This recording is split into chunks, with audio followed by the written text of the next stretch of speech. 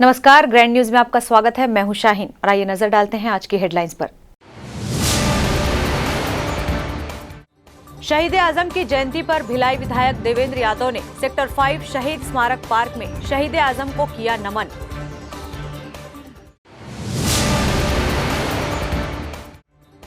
प्रदेश में बढ़ते धर्मांतरण को लेकर हिंदू संगठन ने उठाई आवाज, कहा कि सरकार नहीं कर रही कार्रवाई।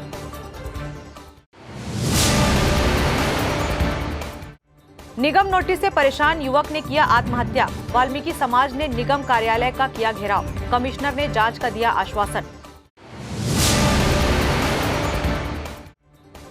विश्व मूक बधिर दिवस के अवसर पर भिलाई में किया गया समारोह का आयोजन। कई छात्र छात्राओं ने लिया भाग।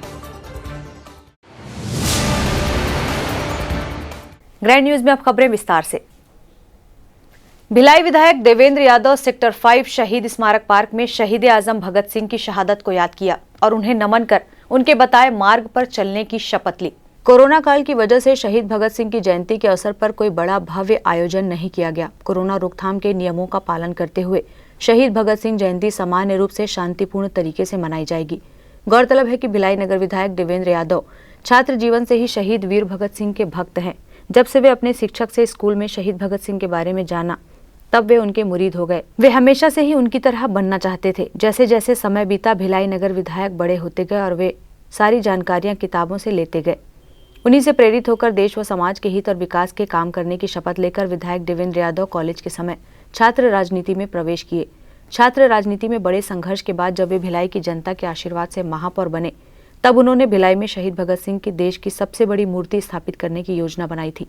उनका सपना था कि शहीद भगत की ऐसी मूर्ति जो देश में कहीं भी ना हो। सपने को पूरा करने में थोड़ा समय लग गया, लेकिन आज विधायक देवेंद्र यादव ने भिलाई के सेक्टर 5 में वीर शहीद भगत सिंह की सबसे बड़ी मूर्ति स्थापित करने के साथ ही यहाँ शहीद स्मारक पार्क का निर्माण कराया है। एक भव्य सुंदर पार्क जिसका लोकार्पण सीएम भूपेश बघेल ने अपने कर कमलों से किया था। शहीद आजम भगत सिंह जी की जयंती के अवसर पर आज हम लोग सब लोग यहाँ पर इकट्ठे हुए हैं और हम सभी लोग उनको याद करते हैं। जैसे उन्होंने अपने जीवन को सर्वोच्च न्यौछावर देश की आज़ादी के लिए किया, ये युगों युगों तक युवाओं के, भारतवासियों के, पूरे विश्व के दिलों में वो बसे रहेंगे, जिंदा रहेंगे। और भगत सिंह जी की जो सोच थी, उसी सोच के आधार का भारत बने आने वाले समय में। ग्रैंड न्यूज के लिए कैमरामैन हर्ष सोनी के साथ अतुल शर्मा की रिपोर्ट। प्रदेश के विभिन्न जिलों में हिंदुओं का धर्मांतरण किया जा रहा है। हिंदूवादी संगठन के लोगों का आरोप है कि इसे लेकर ठोस कार्रवाई नहीं हो रही है। हिंदू युवा मंच के सैकड़ों कार्यकर्ताओं द्वारा कलेक्ट्रेट में 3 दिन पहले प्रदर्शन किया गया था। इसके बाद भी कल फिर हिंदुओं के धर्मांतरण के लिए लोग टोली बनाकर निकले हुए थे। भिलाई के सेक्टर 1 में कथित अपने धर्म का प्रचार कर रहे थे। तभी हिंदूवादी संगठन के लोग पहुंचकर उनका विरोध किए।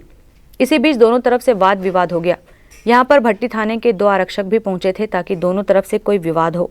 आज एसपी ने उन दोनों आरक्षक को लाइन अटैच कर दिया। इसके विरोध में हिंदू संगठन के लोग आ गए।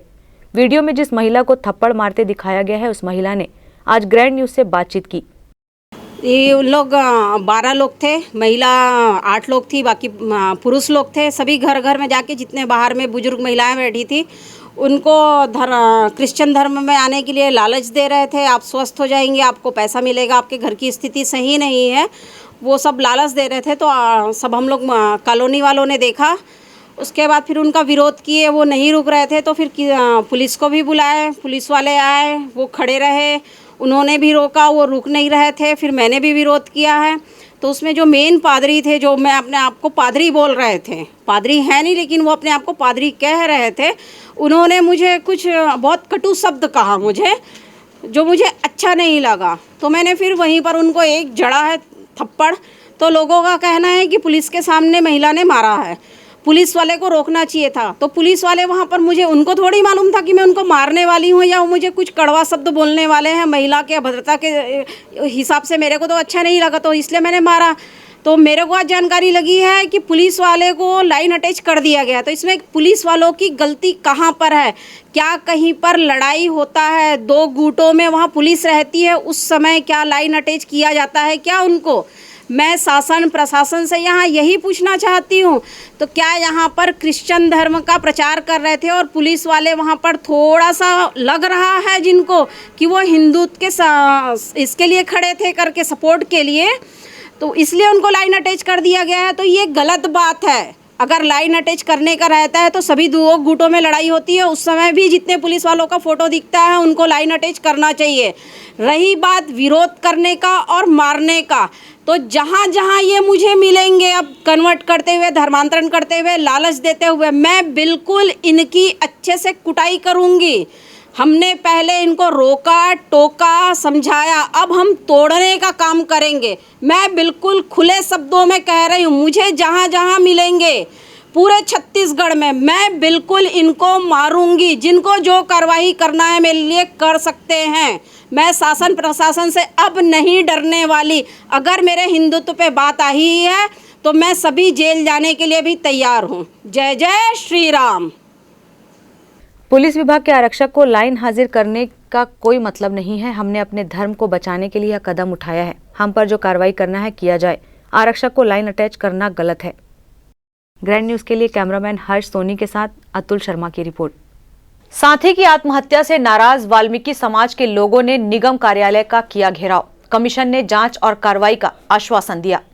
निगम प्रशासन के कब्जा बेदखली नोटिस से व्यथित अधेड़ द्वारा की गई आत्महत्या का मामला तूल पकड़ने लगा है। आत्महत्या से नाराज वाल्मीकि व उत्कल समाज ने सोमवार की शाम रिक्की समुद्रे के नेतृत्व में निगम कार्यालय का घेराव किया। वहीं प्रदर्शन के दौरान मृतक के परिजनों को अनुकंपा नियुक्ति तथा आर्थिक सहायता प्रदान किए जाने की मांग की गई, जिस पर प्रशासनिक स्तर पर जांच कराने और हर संभव सहायता पीड़ित परिवार को प्रदान किए जाने का आश्वासन प्रदर्शनकारियों को मिला है। हालांकि मृतक के परिजनों को कितनी आर्थिक सहायता प्रदान की जाएगी इसकी घोषणा न तो जिला प्रशासन ने की है और न ही महापौर धीरज बाकलीवाल की परिषद ने की है। घटना के 48 घंटे बीत जाने के बाद भी शहर विधायक अरुण बोरा व महापौर धीरज बाकलीवाल की चुप्पी चर्चा का विषय बनी हुई है, जबकि नोटिस जारी होने की दहशत में जान देने वाला व्यक्ति निगम का कर्मचारी था। बता दें कि कांग्रेस भवन के पीछे स्थित बस्ती सिद्धार्थनगर के 7 बाशिंदों को निगम की भवन शाखा द्वारा बेदखली का नोटिस जारी किया गया था। इन 7 परिवारों को दुर्ग सहकारी विपणन एवं प्रक्रिया समिति को आवंटित जमीन पर काबिज होने का हवाला दिया गया था। बताया जा रहा है कि निगम के नोटिस से 1 सप्ताह पूर्व समिति के सदस्य मौके पर गए थे और जमीन का नाप जोख कर इन लोगों को बेजा कब्जा करने और कब्जा हटाने धमकाया गया था। साथ ही घरों पर बुलडोजर चलाए जाने की चेतावनी दी गई थी, जिससे क्षेत्रवासी पहले से ही दहशतजदा थे। जिसके बाद निगम की भवन शाखा के नोटिस से उनका सब्र जवाब दे दिया। व्यथित निगम कर्मी बिनेश गुजरिया ने हाथ व गले की नस काटकर जान दे दी थी। इस आत्महत्या के मामले के बाद वाल्मीकि समाज काफी नाराज हो गया। वहीं भाजपा ने निगम कर्मी की आत्महत्या के लिए निगम प्रशासन की कार्यप्रणाली को जिम्मेदार ठहराया। एक दूसरे पर जिम्मेदार थोप रहे हैं निगम अधिकारी। एक ज़मीन है जिसपे 1984 से पट्टा जारी हुआ और अभी 2019 में उस पट्टे का रिन्यूअल हुआ। उस अधिकृत ज़मीन पे हमारे निगम के एक गरीब कर्मचारी बिनेश गुजरतिया ने घर बनाया, कर्जा लेकर घर बनाया और निगम प्रशासन ने एक व्यक्ति या संस्था के आवेदन पे उन्हें नोटिस दिया, जो अवैधानिक काम है। ऐसा नोटिस निगम के अधिकार में नहीं है। उस नोटिस से भयग्रस्त होकर बिनेश गुजरतिया ने अपनी जान दे दी। उनके बड़े भाई को उसके पहले हृदयाघात हुआ। यह अमानवीय कृत्य यदि कहीं हुआ है तो निगम में हुआ है। इसके लिए निगम के आयुक्त और जिम्मेदार अधिकारी को तत्काल बर्खास्त किया जाए। उस परिवार को तुरंत अनुकंपा नियुक्ति दी जाए और उन्हें 5 लाख रुपए का मुआवजा दिया जाए। ये भारतीय जनता पार्टी मांग करती है। गरीबों के अत्याचार, गरीबों पे अत्याचार जो ये वर्तमान परिषद कर रही है, प्रशासक करें, उनके खिलाफ हमारा आक्रोश है। हम तत्काल मांग करते हैं कि उन 7 परिवारों को जो नोटिस दी गई है उनको वापस लिया जाए। सहकारी विपणन समिति द्वारा हमको एक लेटर मिला था जिसमें 7 जो कब्जाधारी हैं उनको हटाने का उन्होंने आवेदन प्रस्तुत किया था। उन्होंने उस लेटर में उस ज़मीन को अपना बताया था, अपना भूमि स्वामी हक बताया था। तो इस आधार पर हमने प्राइमा फेसी उनको एक प्रथम नोटिस दिया था और उस नोटिस के को देखकर एक जो है हमारे मित्र ने ही उसमें सुसाइड कर लिया। तो उसके परिवार के प्रति मेरी संवेदनाएं भी है। और अभी क्योंकि ज्ञापन देने आए थे उत्कल समाज के लोग, तो इसमें अभी मैं उनको नोटिस के आधार पर जो भी वो हुआ है, अभी कुछ गलती यदि हुई होगी तो मैं जांच करने का आश्वासन दिया हूँ। इसमें निश्चित ही हम जांच करेंगे और यदि कोई दोषी पाया जाता है तो कार्रवाई करेंगे। दुर्ग सहकारी विपणन व प्रक्रिया समिति के अध्यक्ष घनश्याम दिल्लीवार द्वारा निगम में आवेदन किया गया था, जिसमें उनकी समिति को आवंटित भूमि पर नामजद 7 लोगों द्वारा कब्जा किए जाने का हवाला दिया गया था। इस आवेदन को निगम कमिश्नर द्वारा आवश्यक कार्रवाई की टिप के साथ भवन अधिकारी प्रकाश थवानी को भेज दिया गया था। निगम प्रशासन को 13 सितंबर को प्राप्त इस आवेदन पर त्वरित कार्रवाई करते हुए भवन शाखा की ओर से आवेदन में उल्लेखित नामों पर बिना पड़ताल किए नोटिस जारी कर दिया गया, जबकि अधिकांश कब्जाधारियों के पास नजुल विभाग द्वारा जारी पट्टा की वर्षों से मौजूद है और हाल ही में नवीनीकरण कराया गया है। इस मामले में भवन अधिकारी प्रकाश चंद थवानी अपना पल्ला झाड़ते नजर आ रहे हैं। उनका कहना है कि भवन निरीक्षक द्वारा यह नोटिस जारी किया गया है। बिना भवन अधिकारी की सहमति के निरीक्षक द्वारा कैसे नोटिस जारी किया जा सकता है, यह समझ से परे है। कमिश्नर ने कहा जांच की जाएगी कार्रवाई। निगम आयुक्त हरीश मंडावी ने कहा है कि इस मामले की पूरी तरह जांच कर आगे की कार्रवाई की जाएगी। उन्होंने कहा कि रूटीन के तौर पर आवेदन के निराकरण के लिए संबंधित विभाग भवन शाखा को आवश्यक कार्रवाई के लिए फाइल भेजी गई थी, जिस पर परीक्षण किया जाना था। इस आवेदन पर नोटिस किस नियम अथवा किस आधार पर जारी किया गया, इसकी जांच कर जिम्मेदारी तय कर कार्रवाई की जाएगी। उन्होंने कहा कि मृतक निगम कर्मी के परिवार के प्रति उनकी पूरी संवेदना है और परिवार को हर संभव सहायता प्रदान की जाएगी। ग्रेड न्यूज के लिए आनंद सिंह राजपूत की रिपोर्ट। भिलाई बधिर कल्याण संघ द्वारा दिव्यांगों के उन्नयन और विकास के लिए भिलाई में सम्मेलन का आयोजन किया गया। दुर्ग भिलाई बधिर कल्याण संघ द्वारा दिव्यांगों के उन्नयन और विकास के लिए भिलाई में सम्मेलन का आयोजन किया गया। विश्व बधिर दिवस के उपलक्ष्य में आयोजित इस कार्यक्रम में बड़ी संख्या में मूक बधिर छात्र छात्राओं ने हिस्सा लिया। इस दौरान समाज कल्याण विभाग दुर्ग के उप संचालक डोनर प्रसाद ठाकुर मुख्य रूप से मौजूद थे। कार्यक्रम में बधिर बच्चों ने नाटक का मंचन कर उनके जीवन में होने वाली परेशानियों और चुनौतियों को लोगों के समक्ष रखा। इस दौरान कल्याण संघ के पदाधिकारियों ने मूक बधिर लोगों को दैनिक जीवन में होने वाली कठिनाइयों से अवगत कराया और उनके निदान के लिए उपयुक्त कार्रवाई किए जाने की मांग की।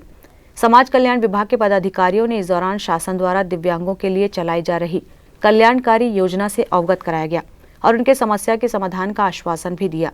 मीडिया से चर्चा के दौरान समाज कल्याण विभाग दुर्ग के उप संचालक डोनर प्रसाद ठाकुर ने बताया कि शासन द्वारा मूक बधिर बच्चों की शिक्षा के साथ ही अनेक तरह की कल्याणकारी योजनाएं संचालित की जा रही है, जिसका उन्हें लाभ दिया जा रहा है। इस दौरान कार्यक्रम में मौजूद दुर्ग के शासकीय कन्या महाविद्यालय में पदस्थ मूक बधिर बच्चों की शिक्षिका ऋचा ठाकुर ने कहा कि बधिर बच्चों के दिव्यांगता को लोग समझ नहीं पाते और उन्हें सामान्य व्यक्ति समझा जाता है, जिसकी वजह से उन्हें काफी दिक्कतें होती है। उन्होंने शासन प्रशासन से मांग की है कि ऐसी जगहों पर इन लोगों के लिए दुभाषियों की नियुक्ति की जानी चाहिए। इस दौरान बधिर बच्चों के लिए आयोजित की गई पेंटिंग स्पर्धा के विजेताओं को सम्मानित भी किया गया। Bhilai Durg association of the deaf people द्वारा आयोजित इस कार्यक्रम में मैं आई और मैं दिल से इस कार्यक्रम में आना चाहती थी, क्योंकि इस एसोसिएशन से जुड़ी कुछ लड़कियां मेरे महाविद्यालय में मेरी स्टूडेंट हैं और इनको जब मैंने सिखाना शुरू किया, ये मेरे लिए एक चुनौती थी, क्योंकि मुझे साइन लैंग्वेज नहीं आती और हमारा कॉलेज गर्ल्स कॉलेज नॉर्मल बच्चों का है। लेकिन इन बच्चों को सिखाना शुरुआत में कठिनाई हुई, लेकिन इन्होंने मुझे साइन लैंग्वेज सिखाई। इनसे मैंने ABCD सीखी, इनसे 1 2 3 4 सीखा मैंने, और उनके साथ इस संकेतों में बात करके मैंने डांस सिखाया। जैसे अभी एक बच्ची ने बोला नृत्य क्या कोई भाषा नहीं होती, तो वो इन बच्चों पे चरितार्थ होती है। मैं तो इन्हें भगवान के बच्चे मानती हूँ, गॉड्स ओन चिल्ड्रन मैं इन्हें मानती हूँ, और इन्हें सिखाने में मुझे ज़्यादा एफर्ट नहीं देना पड़ता। International day of deaf people जो आयोजन हो रहा है, पिछला एक सप्ताह लगातार इस पर पूरे विश्व भर में आयोजन हो रहे हैं, कार्यक्रम हो रहे हैं। इसके लिए मैं तो पूरी दुर्ग की जो टीम है उसको खूब सारी शुभकामनाएं दूंगा। ये सब बच्चे काफ़ी टैलेंटेड हैं। आवश्यकता है कि मुख्य धारा से हम लोग इनको किस तरीके से जोड़ें। इनकी छोटी छोटी जो समस्याएं हैं, मेनली कम्युनिकेशन, सार्वजनिक जगह पर जो इनको इस्टेब्लिश करने में समस्या होती है, उसके लिए गवर्नमेंट के क्या स्टेप्स रहेंगे, ये एक इम्पॉर्टेंट पॉइंट है। और निश्चित रूप से हमारी जिम्मेदारी है, नैतिक जिम्मेदारी है। हम अपनी तरफ से पूरा प्रयास करेंगे और पूरे प्रयत्न करेंगे कि जिससे आने वाले समय में सारे बच्चे मुख्य धारा से जुड़ सकें और अपने जीवन में खुशहाली ला सकें और आगे बढ़ने के उनको अवसर लगातार मिलते रहें। ग्रैंड न्यूज के लिए अतुल शर्मा की रिपोर्ट। केंद्र व राज्य सरकार पर दिव्यांगों का हक छीनने का आरोप लगाते हुए संगठन ने कलेक्ट्रेट में प्रदर्शन किया और ज्ञापन सौंपा। केंद्र व राज्य सरकार पर दिव्यांगों ने अपना हक छीनने का आरोप लगाया है। इस मुद्दे को लेकर आज दिव्यांगों द्वारा सुषमा महिला स्व सहायता समूह के बैनर तले कलेक्ट्रेट में प्रदर्शन किया गया। प्रदर्शन पश्चात कलेक्टर को ज्ञापन सौंपकर उनके हित में जारी विभिन्न योजनाओं को प्रारंभ किए जाने की मांग की गई है। ज्ञापन में आरोप लगाया गया है कि केंद्र सरकार द्वारा दिव्यांगों को दिए जाने वाले आरक्षण को बंद कर दिया गया है। इसे पुनः प्रारंभ किया जाए। साथ ही छत्तीसगढ़ सरकार से 5% आरक्षण दिए जाने की मांग की है। इसके अलावा ज्ञापन में बताया गया है कि चुनाव से दिव्यांगों को प्रति माह 1500 रुपये पेंशन प्रदान किए जाने की घोषणा की गई थी, जिसे अब तक प्रारंभ नहीं किया गया है।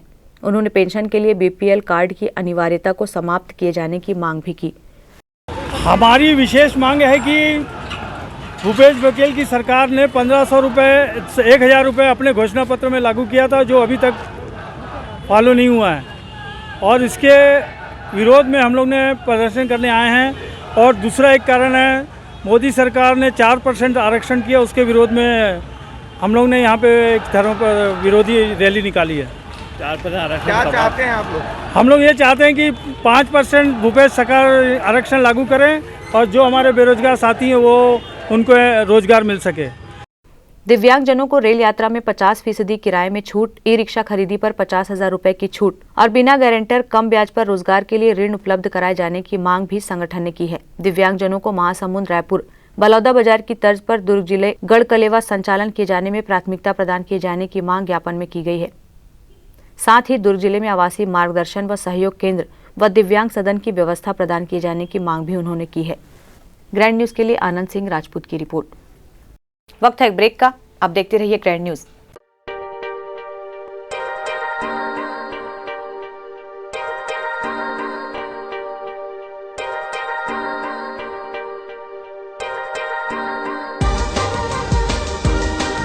Relationships are forever. Out of all loved ones, your children are most precious.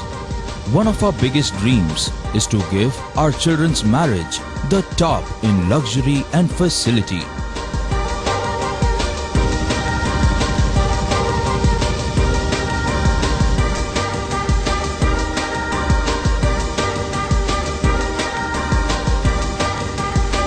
In today's busy life, you cannot afford to take time out for everything to be perfect for your marriage. And you cannot compromise on quality of service for your guests. Our customized marriage packages are made just according to your wish. This presentation will acquaint you with the different luxury packed marriage packages available. This package has an elaborate menu with 60 mouth-watering items. Bharat Swagat including welcome drink, snacks and sweets. A breathtakingly decorated welcome gate and the arena decorated with flowers. To give you the best colors in view, we organize special light effects for all areas. We take care of decorating the groom's car to its best attire and exclusive DJ beats for extreme fun and valet parking to make your guests feel like an emperor. Our exclusive add-ons give you unlimited freedom to customize your ceremony to its best. Celebration safari Barnawapara wildlife sanctuary में स्थित खूबसूरत cottage and rooms, Bastar art से सुसज्जित शानदार cottage, सर्व सुविधा युक्त rooms, bathtub युक्त बाथरूम, स्विमिंग पूल, बच्चों के खेलने के लिए पार्क, खान पान की व्यवस्था, प्रोफेशनल सर्विस, सेंचुरी घुमाने के लिए वाहन की व्यवस्था। सेलिब्रेशन सफारी बारनावा पारा। For booking and more details contact 9422550702। मैं जब अपने बालों को कोम करती थी तो मेरे काफ़ी ज़्यादा बाल कोम्बिंग से टूट जाते थे और सीजनल चेंजेस की वजह से डैंड्रफ भी होता था। फैमिली में भी कुछ लोगों को ये प्रॉब्लम थी। तब मुझे मेरी फ्रेंड ने वास्तु गुरुजी हेयर ऑयल सजेस्ट किया, जिसके सिर्फ 2 यूजेस बाद ही मुझे ऐसा लगा जैसे मेरी स्कैल्प क्लीन महसूस हो रही है और सिर्फ 4 वॉशेस बाद ही मेरी हेयर फॉल और डैंड्रफ की प्रॉब्लम ऑलमोस्ट जड़ से खत्म हो गई। और इस ऑयल की सबसे अच्छी बात यह है कि ये होममेड है और उससे भी अच्छी बात यह है कि ये वर्क करता है।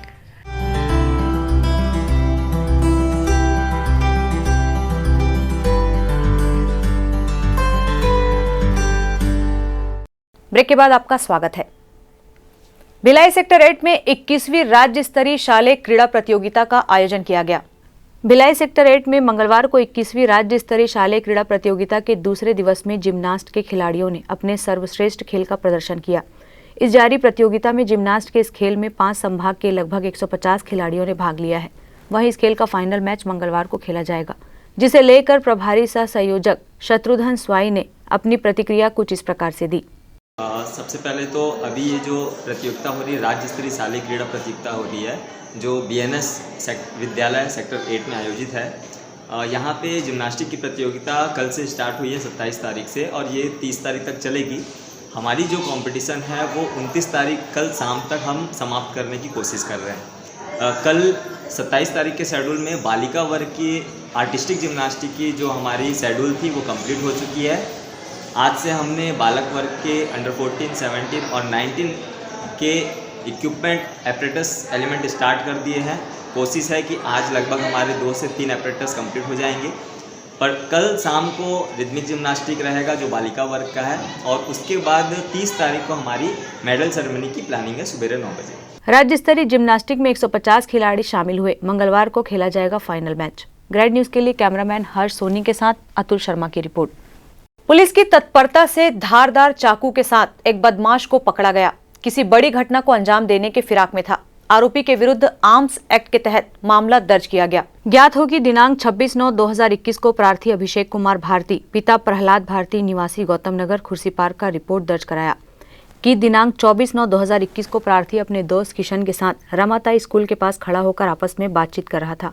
शाम करीब 6:30 बजे राजीव नगर खुर्सी पार्क निवासी दिनेश मोची उर्फ चंगू आए और अकारण गाली गलौज करते हुए यहाँ क्यों खड़े हो कहते हुए अपने पास रखे धारदार चाकू से निकालकर हमला कर दिया। चाकू निकालकर डराने धमकाने लगा, जिससे प्रार्थी अपने साथी के साथ डरकर भाग गए। आज दिनांक को सूचना मिली कि दिनेश मोची उर्फ चंगू किसी को मारने के लिए ढूंढ रहे हैं। श्रीमान वरिष्ठ पुलिस अधीक्षक महोदय श्री BN मीणा के मार्गदर्शन में अतिरिक्त पुलिस अधीक्षक श्री संजय ध्रुव एवं नगर पुलिस अधीक्षक श्री विश्वास चंद्राकर के निर्देशन पर खुर्सीपार पुलिस को सूचना मिलते ही तत्काल एक्टिव होकर राजीव नगर खुर्सीपार पहुंचा, जहां पर दिनेश मोची पिता संतोष मोची निवासी मोची मोहल्ला राजीव नगर खुर्सीपार का चाकू लेकर किसी को मारने के लिए ढूंढ रहा था, जिसे खुर्सीपार पुलिस ने घेराबंदी कर पकड़ा। अगर दिनेश मोची को नहीं पकड़ते तो निश्चित ही किसी गंभीर घटना को अंजाम दे सकता था। आरोपी के कब्जे से एक धारदार चाकू बरामद किया गया है। आरोपी के विरुद्ध धारा 294, 506 भारतीय दंड विधान 2527 आर्म्स एक्ट के तहत अपराध दर्ज कर कार्रवाई की जा रही है। ये प्रार्थी अभिषेक भारती है, निवासी गौतम नगर खुर्सी पार्क। इन्होंने रिपोर्ट दर्ज कराई कि दिनांक 24 तारीख को ये राजीव नगर के पास से गुजर रहे थे, तो राजीव नगर का रहने वाला दिनेश मोची, ये बंदा जो है रास्ता रोककर बोला कि गाली गलौज करते हुए बोला कि भाई क्यों तू मोहल्ले से बाइक वगैरह लेके घूमता है बोल के गाली गलौज करते हुए इसको धमकी दिया था कि दोबारा इस मोहल्ले तरफ मत आना। और उस टाइम पे ये अपने हाथ में चाकू रखा हुआ था और चाकू लहराते हुए इसको डरा रहा था। उसके बाद ये जब 26 तारीख को फिर से इसको पता चला कि वो चाकू लेकर इसको मारने के लिए घूम रहा था, इसने आके रिपोर्ट की। रिपोर्ट पर तत्काल पुलिस ने तत्परता दिखाते हुए आरोपी दिनेश मोची को पकड़ लिया। उसकी जामा तलाशी से उसके पास चाकू वगैरह बरामद किए गए। आरोपी के विरुद्ध धारा 506, 294, 2527 आर्म्स एक्ट के तहत मुकदमा दर्ज किया गया था, जिसपे उसको गिरफ्तार कर मानी लैंड प्रस्तुत कर दिया गया है। ग्रैंड न्यूज के लिए कैमरामैन हर्ष सोनी के साथ अतुल शर्मा की रिपोर्ट।